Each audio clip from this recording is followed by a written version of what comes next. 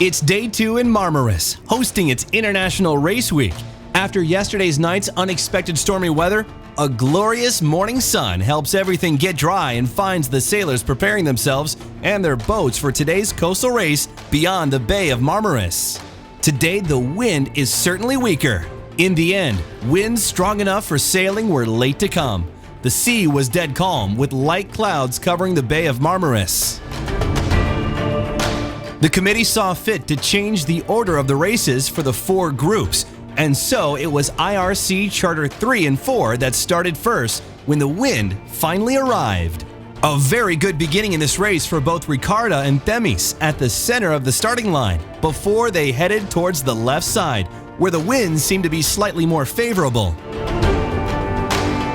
When the IRC Charter 1 and 2 race got underway, it was Fontessa and Calypso that started on top, with Miss You on leeward.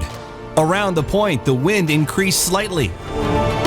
In the IRC 3 and 4 races, Hadar picked the pin end, with the rest of the boats choosing the middle as well as the race committee boat end. Hadar's team seemed to feel strongly about the wind being favorable at the left side of the course.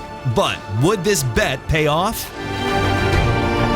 Following this race, it was time for the IRC 1 and 2 boats to get some sailing action.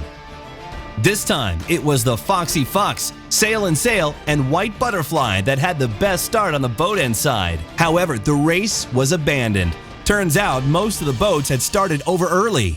When the race was restarted, Naughty Gall and Courier d'Coeur had the best start. But before a few minutes had passed, it was Mopfrey Lemon on the lead, with Flying Box on leeward and near to shore. It was all between these two now. But who would prevail?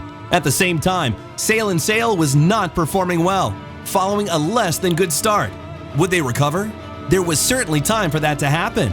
Nearer the weather mark, the boats were spread all over the course, with the ones choosing the left side now managing to get on top. St. Anna was among those on top of the IRC1, occupying the 3rd place at this point, behind Strega and Flying Box. At the end of the IRC1 race, it was Flying Box that was leading the fleet, with Strega following in 2nd place. This was one of the really fast downwinds so far in Marmaris, since the wind was by now blowing at almost 14 knots. However, near the shore, the wind was not as strong, and thus the boats at the back of the race were now closing the gap with those in the front.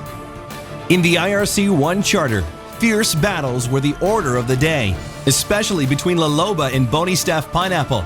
Flower was trailing them at a distance of only a few meters.